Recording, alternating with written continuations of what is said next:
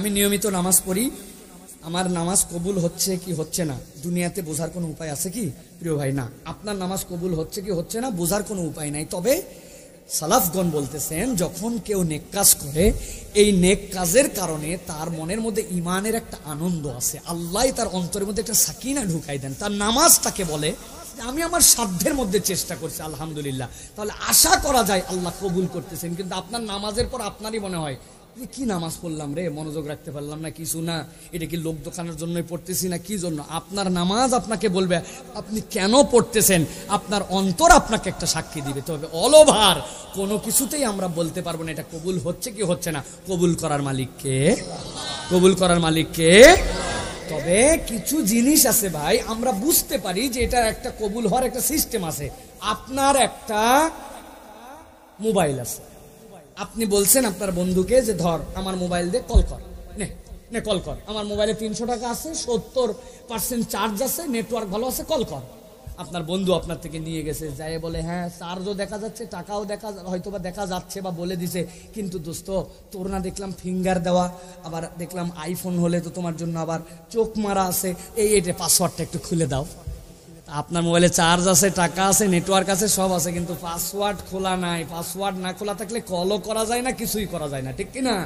তো আপনার নামাজের কিছু পাসওয়ার্ড আছে, আপনার তেলাওয়াত অশুদ্ধ, আপনার নামাজের পাকসাপের জ্ঞান জানা নাই, আপনি নামাজের মধ্যে কি বিধিবিধান আছে এগুলো কিছুই জানেন না, আবার মনে করতেছেন কবুল করার মালিক আল্লাহ। হলো না তো? তাহলে আপনার মৌলিক বিধিবিধান সব জানেন, আপনার সাধ্যের মধ্যে চেষ্টা করেন, আশা করবেন বান্দার ঈমান আশা করাবে, আল্লাহ কবুল করবেন। আল্লাহ বান্দারটা ওসিলা খুঁজে কবুল করেন, আল্লাহ বান্দাকে ত্যাগ করে দেন না, আল্লাহ বান্দাকে আপন করেন, ঠিক কিনা?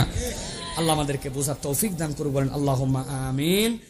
একজন বলেছেন নিয়মিত নামাজ পড়েন একজন, কিন্তু প্রতিবেশীর দুঃখের কথায় তার ভালো লাগে, কিন্তু সুখের কথায় তার মন খারাপ লাগে।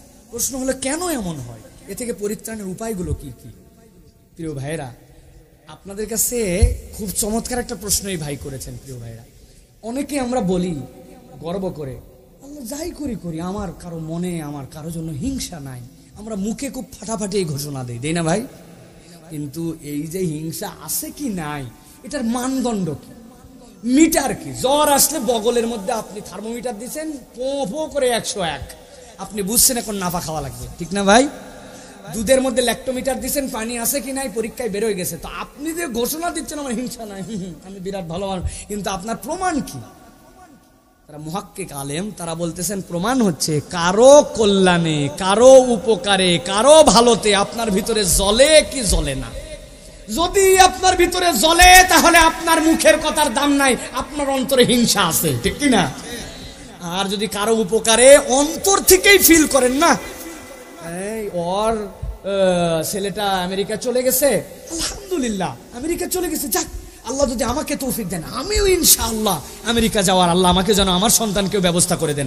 আপনার অন্তরে একটুকু খারাপ লাগে না, আপনি সাক্ষ্য দিতে পারবেন আপনার মন ঠিক আছে, হিংসা নাই। কিন্তু আপনি উপরে উপরে বলছেন আলহামদুলিল্লাহ গেছে ভালো, যাবেই তো যাক, কিন্তু ভিতরে ভিতরে জ্বলতেছে, যদি না যেতে পারতো, আমারটা যদি যেতে পারতো, গেছে তো গেছে, কাজ পাবে, যাই দেখ ওই রেস্টুরেন্টের মধ্যে থাল বাসন ধোয়া লাগবে, ভিতরে ভিতরে জ্বলে, আছে কিনা ভাই? এরকম নামাজ পড়ে, কালাম পড়ে, দাড়িওয়ালা, টুপিওয়ালা, জুব্বাওয়ালা, অন্তর জ্বলায়, শয়তান হিংসা ঢুকায় রাখছে, কেননা এইটা দিয়ে তাকে জাহান্নাম থেকে দূরে সরানো যাবে।